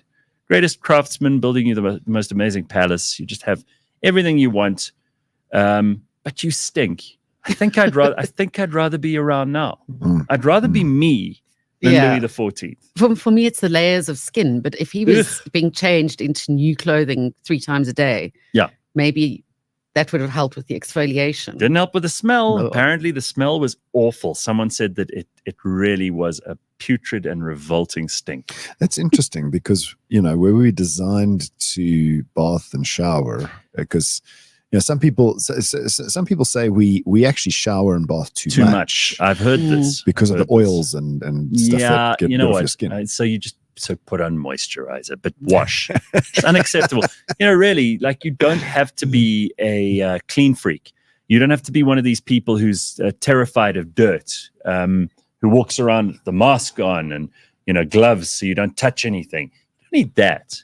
But you do need to be moderately clean. I think you could probably go every second day and you won't be smelly. Yeah. But I kind of like doing a shower twice a day. It feels so good. Especially if you've been exercising or you've been out in the sun in the middle of summer, you know. I agree. I Right. agree. So let's not I fight about felt so bad going for a haircut the other day because I'd gone straight from gym. Yeah. And I walked into the hairdresser like all coy. Because you hadn't had a shower. I hadn't had a shower. I went straight because I was running out of time. So Right. I went straight to the hairdresser and I said to her, I'm sorry. And I've just come straight from the gym. I'm like, but otherwise I'm never going to make a appointment. Turf you out.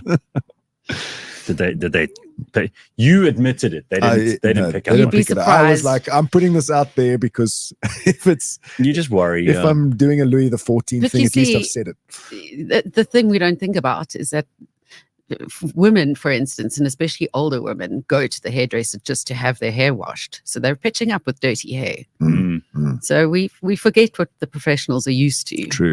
True. Yeah. Carl says I shower twice a day without fail, but my skin is as dry as my grand's cookie, and she died 18 years ago. So we have cake Fridays in the office sometimes. Oh, Yeah, one of the skinniest person in the office is the one who's obsessed with cake. yeah, And of course. he started this. And on Friday, we had a particularly good chocolate cake. And the comment was, oh, so rich and moist. And I said, yes, it's exactly what I want to be when I'm 80. That's very good. Very good. So there's a blind history episode about the history of plagues and pandemics that traumatized me. We're much better today, says Mapelo. Yeah, pretty much this is not even controversial. Any other time that you could have lived would have been worse. It would have. Diseases. We were talking about the advances of medical science when we started the show this morning. I mean, you would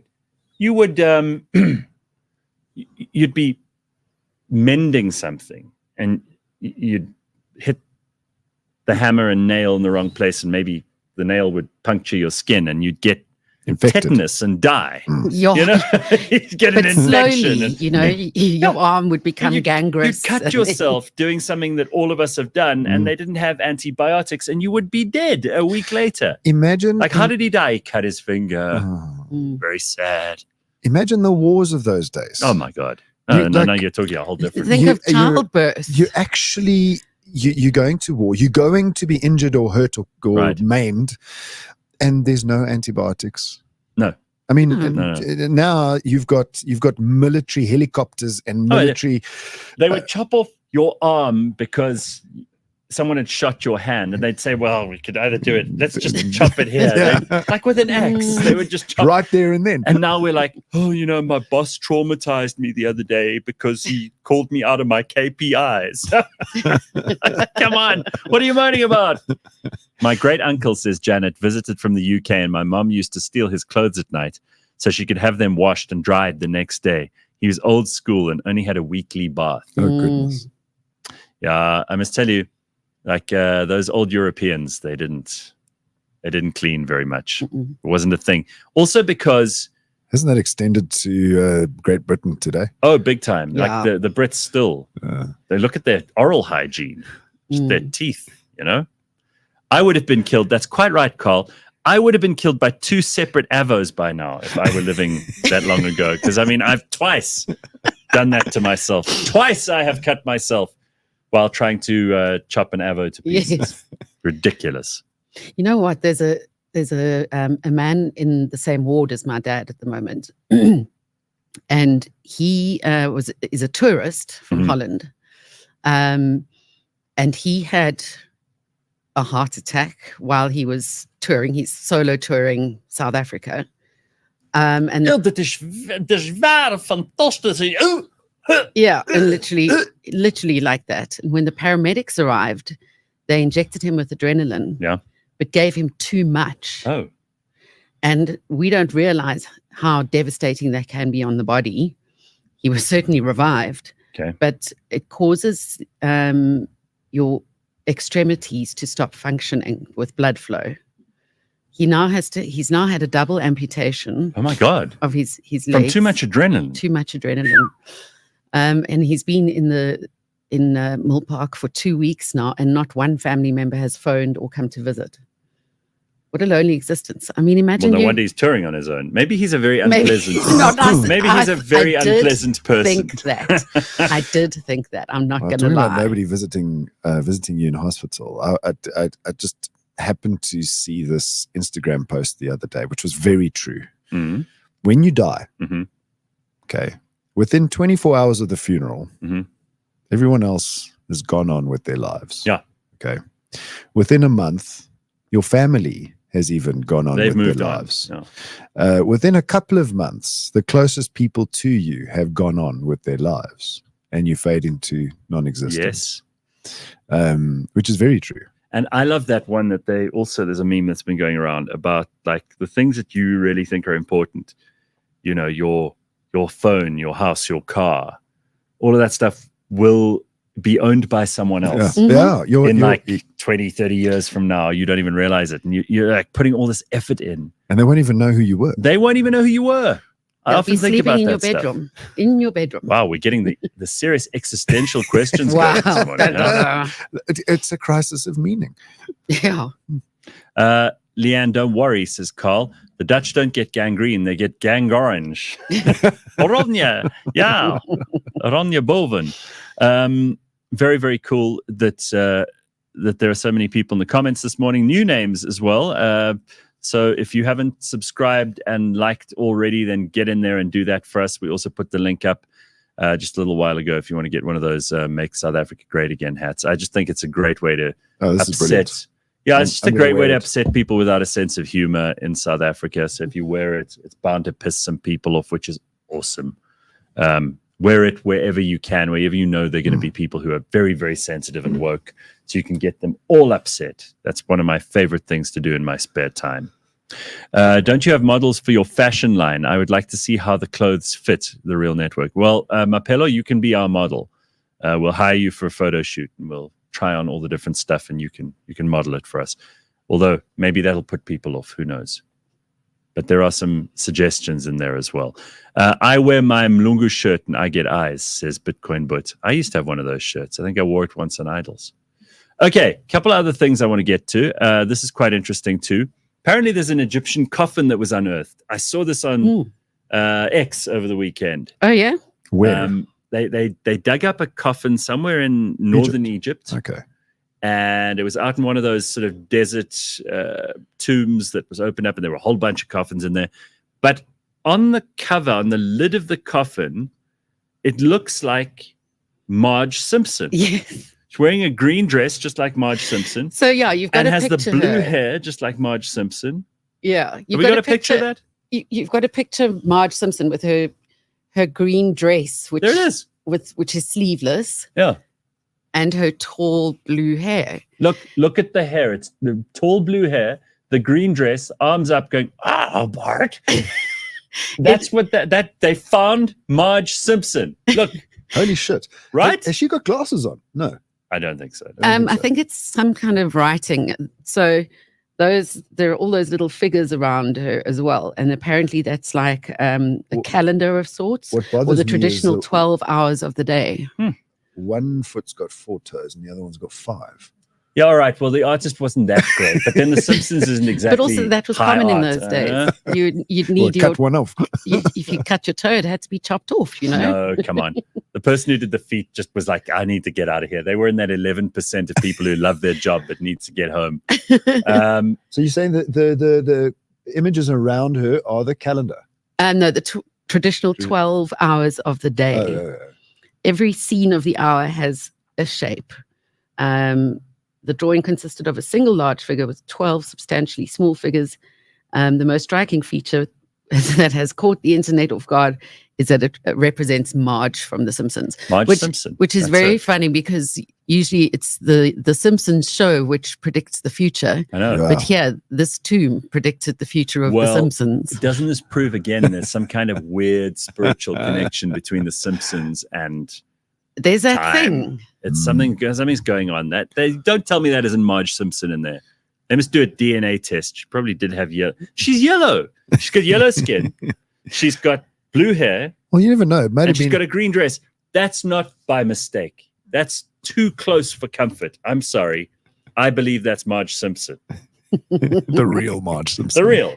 I know, Bart.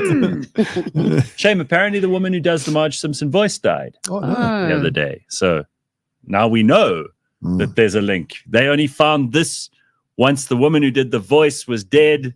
It's another reason that we need to be paying attention. Serendipity. Bart? Didn't you do a pretty good Marge Simpson's sister? Remember, she's got the two smoking sisters. Yeah, what were their names? Somebody in the comments will know. Marge Simpson's two sisters. They're like the ugly sisters from Cinderella. That's it. That's it. They used to laugh like that. And to smoke a lot. What were their names? Do you know, George? Thelma No, and don't. something. I'm Googling it. Thelma and Selma. That's Thelma them. and Selma. Thelma and Selma. Patty Thank and you. Selma. Patty and Selma. Patty and Selma. Oh, Patty and Selma. Patricia Maleficent and Selma Bouvier. Selma Bouvier. There was a fourth Both husband voices surname. voiced by Julie Kavner. Okay. She did both voices. Okay. She must have a throat made of steel because that hurts. Yeah, and you still are a smoker. Mm. Yeah.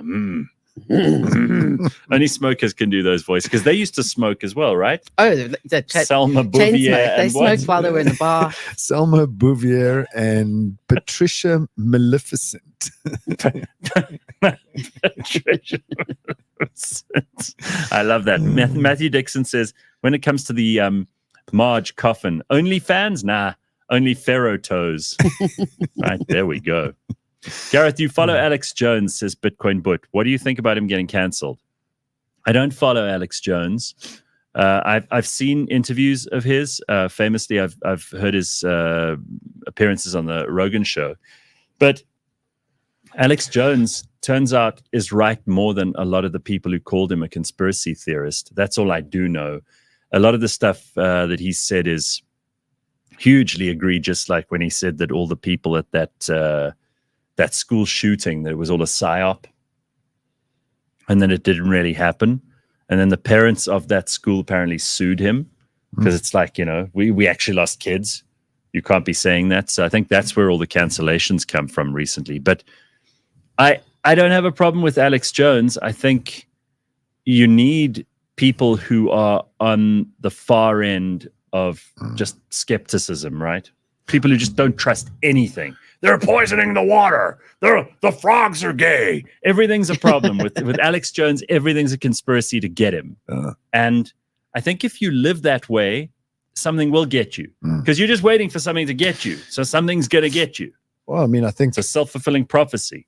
the human body can't tell temperature. You can only tell the differential in temperature. Yeah. So if you put your hand in freezing cold water Yeah. and then you put it in lukewarm water, it actually feels incredibly hot. Yeah. So you can't even feel differentials. Isn't that the same in life? The only way to feel the middle is to know what the left and right are. So that's why you must expose yourself to the extremes so that you can find a happy medium. Look, I don't know Alex Jones's position on everything, but I do know that there are a lot of things that he said that are completely crazy. And there are some things that he said that are right. As I said, he's got it right more than people would like him to get it right. But, he was saying, they're putting fluoride in our water and we're all going to get brain cancer. And a lot of this stuff is just mad. It's mad. But I don't think that anyone should be canceled. People should be able to say outrageous and offensive and terrible things. Because otherwise we become so numb. But isn't X getting it right in that if you are that outrageous, you just don't get seen? I do think that there are probably a lot of people who want to see crazy. Like that's what they want. Yeah, but if you want to see it, you can find it. You can find it. And I think that that's true for anything. But you have to look for it. I don't think we should cancel anybody. There are way more dangerous things in the world than Alex Jones. Trust me. Way more dangerous things. Yeah. And there are people who want to watch, like I like watching those pneumatic presses that, that they put anything under there and it's stupid. It's mindless. It doesn't harm anybody. But if someone suddenly decided this is very, very dangerous and we need to stop the pneumatic press thing, I'd be okay with that. But when it comes to opinions, I do think that we need to have the full spectrum. And George is right. Like, we only sense the differential. So if you don't see the extremes, if you don't see the crazy Alex Joneses on one end and the mainstream media don't believe your lying eyes people on the other end, somewhere in the middle is where you've got to be finding your comfort zone, your sensible, okay, these people are not complete nutcases. If you don't have those extremes, you don't know. And then you'll start believing anything because it all feels lukewarm. Yeah. I mean, life is about a set of common values more than it is about right and wrong. The most crazy and funny moment of Alex Jones is when he cried saying they hate your kids and they're coming for us. They're coming for us. He is a very emotional guy. I read this, I think, on the show the other day, that Warren Buffett says, if you can't control your emotions, you'll never understand money. I'm paraphrasing it, but that's roughly what he said. I feel like generally we've attached so much importance to emotion. And emotion has been the chief clickbait online for a very long time now, even in non-digital media. It's all emotion. And it started somewhere in the kind of 90s where people were encouraged to cry on screen or to lose their shit. And it became emotivism rather than sensibility. So I just think that we've got to pull it back a little bit. You talk about extremes, less of the emotion, not none, because we're emotional creatures. We like being emotional. We like to have a little bit of emotion in our lives. Otherwise, it's very boring. But we need to bring back a little bit of sense and sensibility and a little less of the feelings. I call it emotional regulation. It's regulation you can't again, yeah. Stop feeling. So you can feel anger, nothing wrong with that. You can feel irritation, nothing wrong with that. You can feel happy, nothing wrong with that. But how do you regulate that emotion and bring it out in a positive way that isn't extreme? No, I mean, you just have to go through an Instagram or TikTok feed to find an influencer or somebody who has a lot of followers crying, and how that has almost driven other influencers to say, I'm not going to be like that one and just cry. So maybe it is already turning, you know. No, there's a lot of that I see is people just having enough. Yeah. It's like, I've had enough of this. We're all emotionally it's too much, right? I mean, you don't need to empathize with everyone in the world when they're going through shit. Like, it's not possible. You don't have the depths and the wells of emotion to be able to join in on every feeling. You know, someone's having a bad day in Tajikistan right now.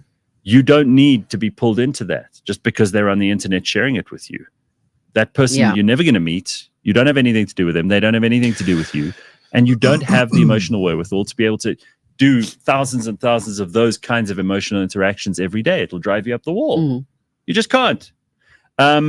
This is a good thing to end on because we're already at the end of the show, believe it or not. It's gone so quickly, right? We're doing a giveaway, 300 subscribers away from 50,000. You watch this space, make sure you're subscribed with those post notifications on, and it could be you. That's right. We're giving away 50,000 Rand. They're going to. So Warris and that would go down nicely. Warris, PH, and Simpiwe are going to go and take it in bags. Nice. I think we must do it in 10 Rand notes, so it's enough to fill 3 bags. You always said there shouldn't be these cash in transit vehicles. It should be a Gran and an Uno. Yeah. Or PH, Warris, and so let a Gran and an Uno deliver the 50,000. No, these 3, because they're going to split it between the 3 of them. So, okay.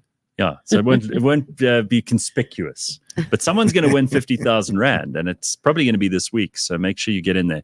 300 subscribers away from the 50,000. It's all happening. So George, have a lucky day. What are you up to today? Just regular running a business, Running a business. and nothing big. Nothing big. No, we're fast heading to the second half of the year, which means and the automotive industry at the moment is under pressure. It's under some serious pressure. People are holding on to their cars a lot longer than they used to. We produce a metric in the business from our data called days to sell. And the average days to sell a car through Auto Trader is 73 right now. So pre-COVID, that That's was interesting. down in the early 60s. So the average car and auto trader moves in about 73 days. Sure. And it fluctuates, but it's fluctuating up, which tells us a lot about the economic pressures. Yeah. That's very interesting. You always say, and you're right, like cars are a great barometer on the economy in general. Ass, have a happy week. I hope it goes better with your dad. Thank you.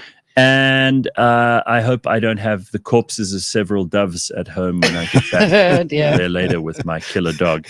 Whatever you're up to this week, I hope you have an awesome week. Keep warm, and we will be back on Wednesday morning, bright and early at 6 a.m. with Jack Motlante and a bunch of very cool stuff. And if you have any ideas, suggestions, questions, anything you want to throw in there, get in the comments section, like, subscribe, and you can email us. All the details are in the comments and in the description. You know how to do it. Cheers. We'll see you on Wednesday.